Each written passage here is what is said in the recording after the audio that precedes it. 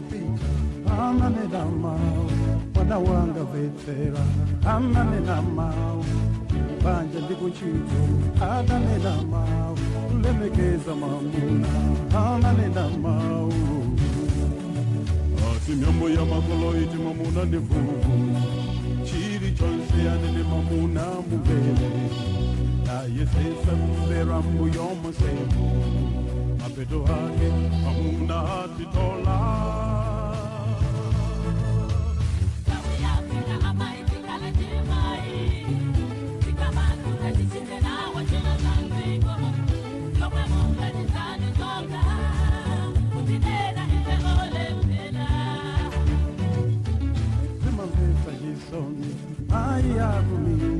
manali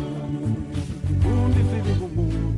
makasu kumanja bamba wango inda akafika kunyumba akapike nsima ati myambo ya makolo iti mamuna ndifuko chiri chose anene mamuna muchire ayesesa kumbera mbuyo mosevu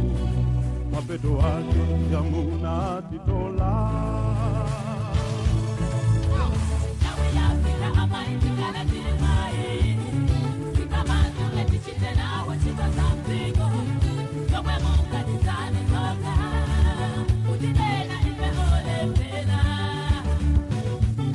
kanisani ya mambo moyo wanju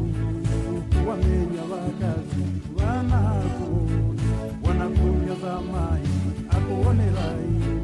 kazi ya matunga moyo wabanyalo ati myambo ya makolo iti mamuna ndifuku chiri chonse anene mamuna mubele chayesesa kumbera mbuyo msemu mapeto wake yamuna atitola yeah.